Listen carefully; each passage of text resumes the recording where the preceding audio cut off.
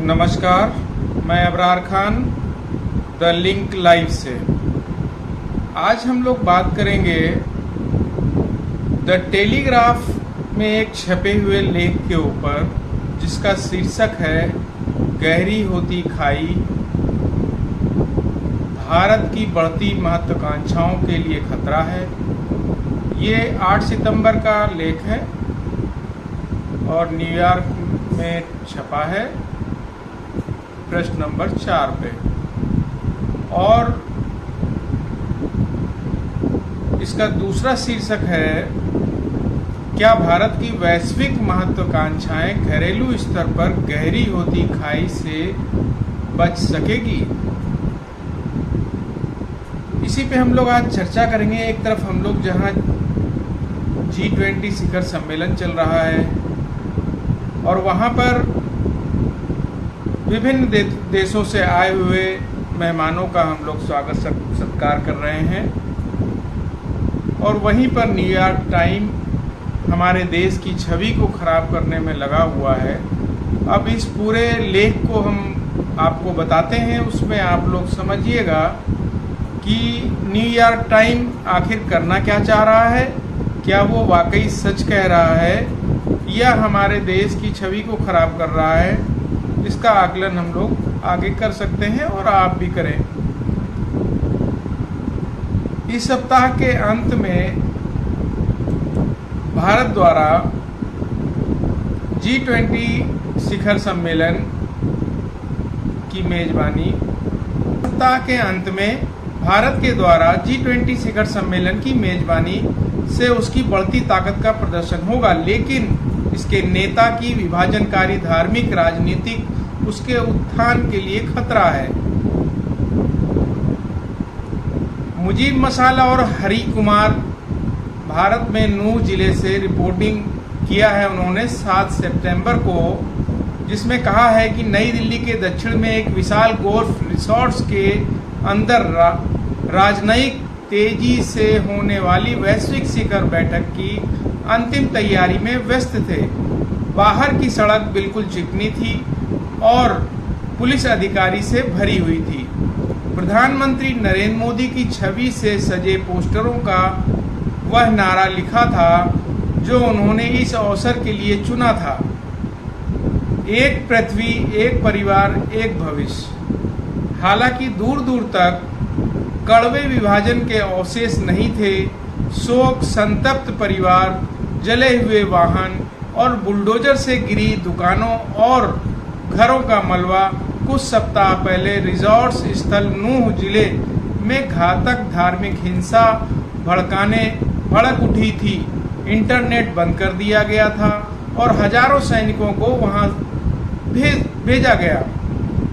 झड़पें तेजी से नई दिल्ली के ठीक बाहर एक तकनीकी स्टार्टअप केंद्र गुरुग्राम के गेट तक फैल गई, जिसे भारत भविष्य के शहर के रूप में देखता है।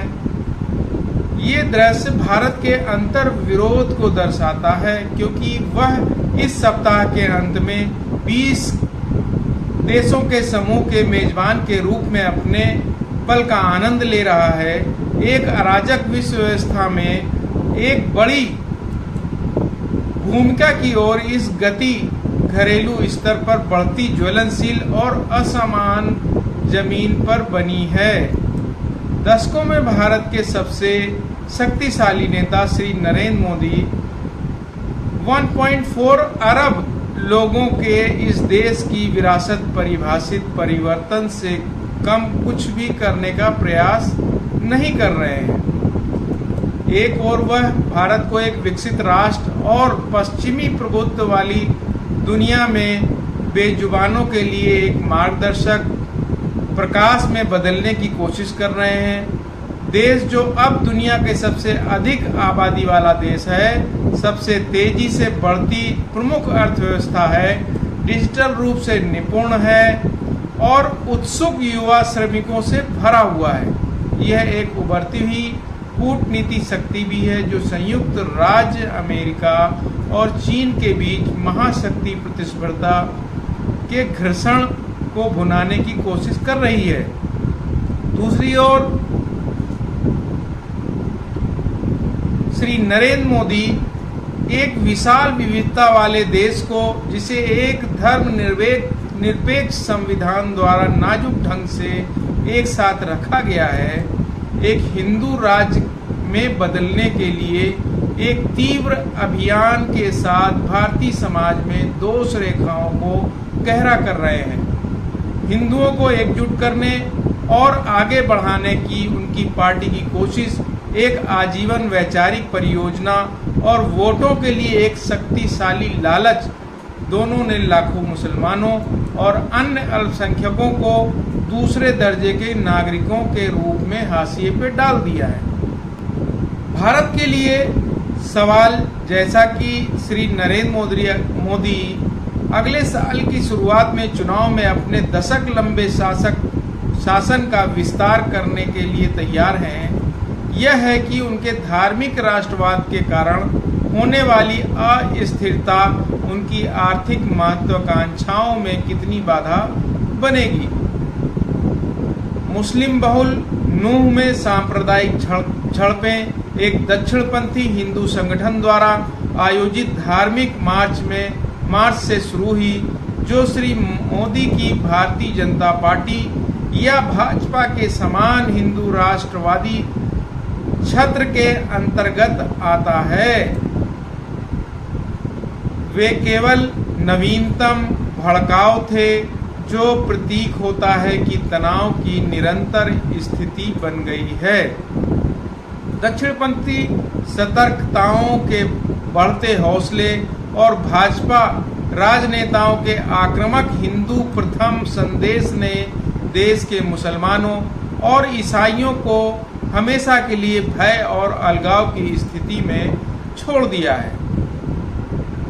पूर्वोत्तर राज्य मणिपुर, जहां उनके शीर्ष नेता ने भाजपा की बहुसंख्यकवादी रणनीति अपनाई है, महीनों से जातीय संघर्ष में जल रहा है, जिसमें लगभग 200 लोग मारे गए हैं और क्षेत्रों के जातीय आधार पर प्रभावी ढंग से विभाजित किया गया है।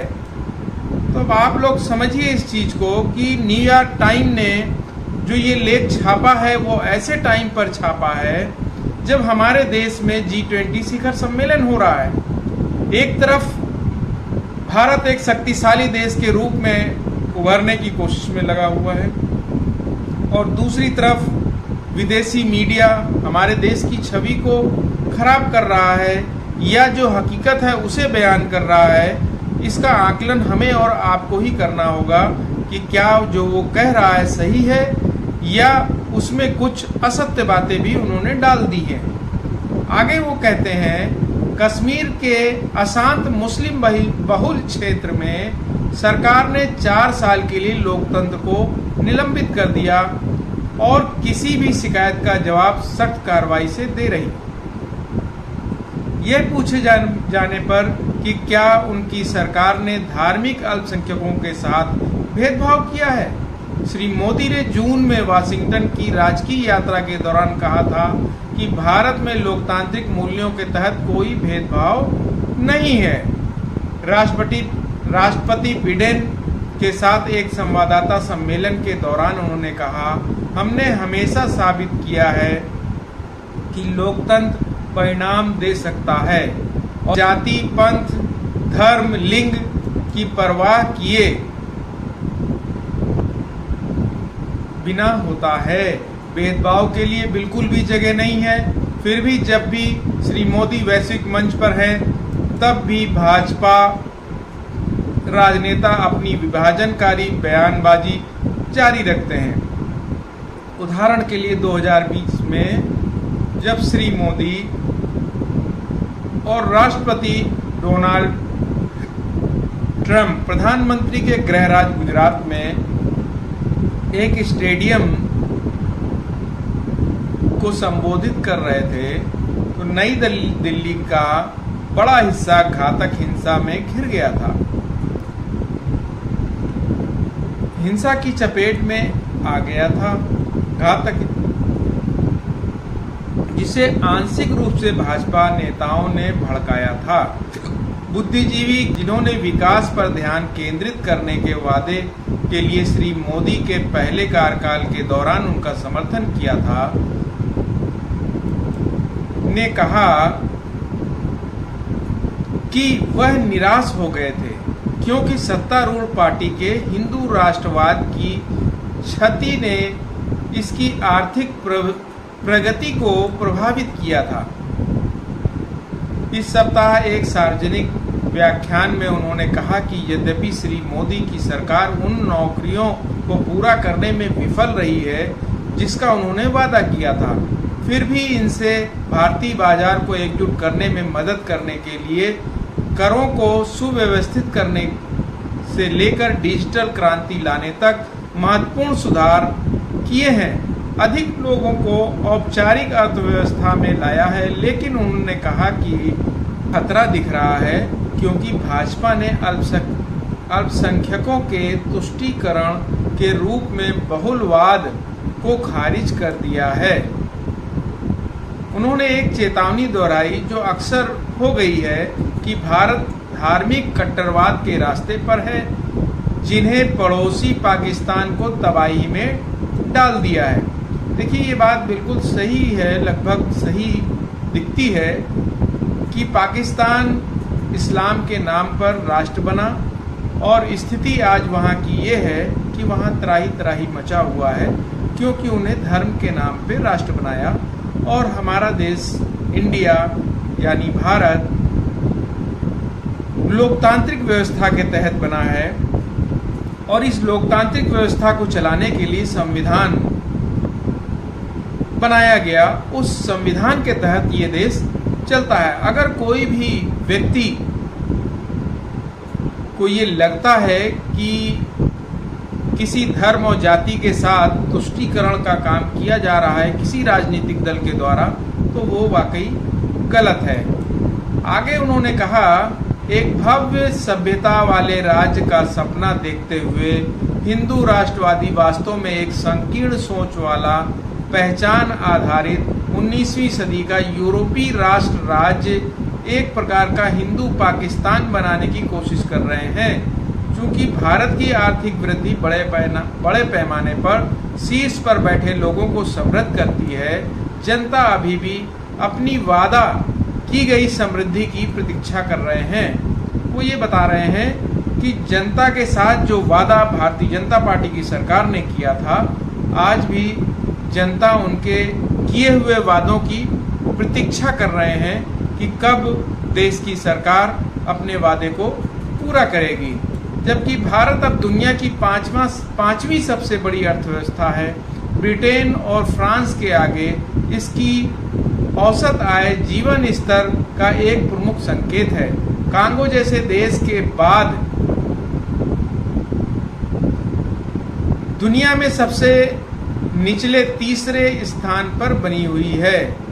मतलब देश की औसत आय जो है कांगो जैसे देश के बाद दुनिया के सबसे निचले स्तर से तीसरे स्थान पर बनी हुई है। श्री मोदी ने हाल ही में प्रेस ट्रस्ट ऑफ इंडिया के साथ एक साक्षात्कार में कहा था कि 2047 में आज़ादी के 100 साल पूरे होने पर देश एक विकसित राष्ट्र होगा, लेकिन यह वादा अभी भी दूर है। उन्होंने राजनीति में इस कमी को पूरा कर दिया है ध्रुवीकरण करके। नई दिल्ली में इंस्टीट्यूट फॉर कॉन्फ्लिक्ट्स मैनेजमेंट के निदेशक अजय साहनी ने कहा कि जो बात भारत में हालिया हिंसा को उनकी खूनी सांप्रदायिक संघर्षों के लंबे इतिहास से अलग करती थी, वह सरकार का रवैया है। तो अजय साहनी साहब ने भी उसमें जो बयान दिया है वो इस लेख से काफ़ी मैच करता हुआ दिख रहा है। राज ने हमेशा ऐसी हिंसा से खुद को वैचारिक रूप से दूर रखा है। श्री साहनी ने कहा, संवैधानिक व्यवस्था और धार्मिक व्यवस्था की हमेशा कम से कम मौखिक रूप से पुनः पुष्टि होती थी। श्री मोदी के तहत हम कहें तो चरमपंथी पदों के लिए राज्य के समर्थन के स्पष्ट सबूत हैं। उन्होंने कहा, हिंसा अभी भी प्रासंगिक है। उन्होंने कहा, यहाँ एक हत्या, वहाँ 2 हत्याएं, फिर एक निश्चित भड़काना यानी उद्वेलित करना, लेकिन खतरा बरकरार है। उन्होंने इसका अधिकांश कारण अब हिंसा के आसपास की विरासत को बताया है। एक स्थानीय घटना को राष्ट्रीय स्तर पर भयावह प्रभाव से फैलाने के लिए सोशल मीडिया का इस्तेमाल किया जाता है। भारत के इलेक्ट्रॉनिक और प्रौद्योगिकी राज्य मंत्री राजीव शेखर ने कहा कि सरकार अपने डिजिटल प्रयासों को तेज करते हुए ऑनलाइन संभावित गलत सूचना और उत्तेजना से निपटने की कोशिश कर रही है। तो जो राज्य मंत्री हैं आईटी के, राजीव शेखर जी ने इस बात को कहा है कि जो लोग गलत सूचना फैला करके उत्तेजना फैलाते हैं, उसके लिए कानून बनाया गया है और उसके तहत हम लोग इसको रोकने की, निपटाने की कोशिश कर रहे हैं। आगे इस रिपोर्ट में कहा गया है कि नूह हिंसा के मामले में मार्च से पहले के दिनों में ऑनलाइन धमकियों और जवाबी धमकियों ने एक आसन्न सर्पिल की संभावना को स्पष्ट कर दिया, जिसे निवासियों ने कहा कि पुलिस ने नजरअंदाज किया। जब हिंदू जुलूस आए तो मुस्लिम पक्ष भी हथियारों से लैस था और टकराव के लिए तैयार था। मारे गए 6 लोगों में से 5 हिंदू थे। दिहाड़ी मजदूरों का मिश्रण जो हिंसा में फंसे हुए प्रतीत होते थे और दक्षिणपंथी समूह के सदस्य थे। अल्पसंख्यक हिंदू निवासी अब उस जिले में असुरक्षित हैं जहां उन्होंने कहा था कि वे भारत के पहले सांप्रदायिक तनाव के सबसे बुरे दौर से भी बिना किसी परेशानी के बच गए थे। सरकार ने अपनी प्रारंभिक ढीली प्रक्रिया के बाद पूरी तरह से झड़पों का जवाब दिया, जो सजा का एक असाधारण पैटर्न बन गया है। बिना किसी उचित प्रक्रिया के और पूरे देश में प्रसारित दृश्यों के साथ घरों और दुकानों को, जिनमें से ज्यादातर मुसलमानों के थे, ढहाने के लिए बुलडोजर चलाए गए। झड़पों के आर्थिक प्रभाव तत्काल थे और 1 महीने बाद भी स्पष्ट थे। जैसा ही हिंसा गुरुग्राम तक फैली, कई कार्यालय में कर्मचारियों को तुरंत घर से काम करना पड़ा। शहर की कंपनियों के अधिकारियों ने उस भय के बारे में बताया जो उन्होंने पहले कभी अनुभव नहीं किया था। लगभग 500 परिवार, हिंदू और मुस्लिम दोनों, बेहतर जीवन की तलाश में गुरुग्राम की गगनचुंबी इमारतों की छाया में बस गए थे। अब अधिकांश मुसलमान चले गए हैं। अन्य परिवारों ने अपने विकल्पों पर विचार करते हुए अपना सामान, एक बंधा हुआ गद्दा, कुछ टीन के बक्से, एक सिंगल बिस्तर बाहर ढेर कर दिया था। अंतिम G20 तैयारियों के लिए राजनयिकों के नूह के रिसोर्ट में पहुंचने से कुछ ही दिन पहले जुलाई के अंत में मार्च निकालने वाले हिंदू संगठन ने एक और मार्च करने की धमकी दी थी। भले ही राज्य की भाजपा सरकार ने उसकी अनुमति देने से इनकार कर दिया था। जैसे ही संगठन ने दबाव डाला, सरकार एक विशिष्ट समझौते के साथ आई। उसने समूह के नेताओं को वैन में बिठाया ताकि वे एक मंदिर में प्रार्थना कर सकें, फिलहाल एक झड़प से बच सकें ताकि G20 परेड जारी रह सके। सुहासिनी राज ने रिपोर्ट में योगदान दिया। मुजीब मसाल दक्षिण एशिया के लिए टाइम्स के ब्यूरो प्रमुख हैं। काबुल में जन्मे, उन्होंने द टाइम्स में शामिल होने से पहले द अटलांटिक, हार्पर और टाइम्स सहित पत्रिकाओं के लिए लिखा था। मुजीब मसाल के बारे में अधिक जानकारी हरि कुमार, नई दिल्ली ब्यूरो में रिपोर्ट है। वह 1997 में द टाइम्स से जुड़े हरि कुमार के बारे में अधिक जानकारी इस लेख के संस्करण 8 सितंबर 2023 को न्यूयॉर्क संस्करण के खंड ए पृष्ठ 4 पर शीर्षक के साथ छपा है और शीर्षक है गहरी होती खाई भारत की बढ़ती महत्वाकांक्षा के लिए खतरा है। तो ये रिपोर्ट थी द न्यूयॉर्क टाइम्स की, जिसमें उन्होंने जो बातें बताई हैं वो समय सही है या गलत है, इसका भी निर्णय देशवासियों को ही लेना है। और जो उन्होंने रिपोर्ट दी है वो कितनी सही है कितनी गलत है, इसका तो एक्सपीरियंस सभी देशवासियों को है।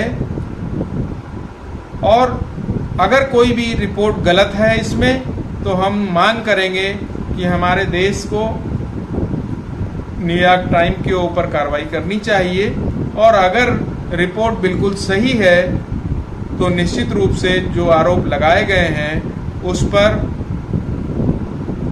विवेचना करके, उस पर बैठ करके मामले को समझ करके आगे ऐसी चीज़ें ना हों, उसके लिए कदम उठाने चाहिए। तो कैसी लगी ये रिपोर्ट आपको, आप लोग कमेंट्स में जानकारी दें, ताकि हम आगे भी इस तरह की चीज़ें आपके सामने लाते रहें। चैनल को सब्सक्राइब करें, आपके सब्सक्राइब करने से चैनल मजबूत होता है, और अपने साथियों को शेयर करें। धन्यवाद।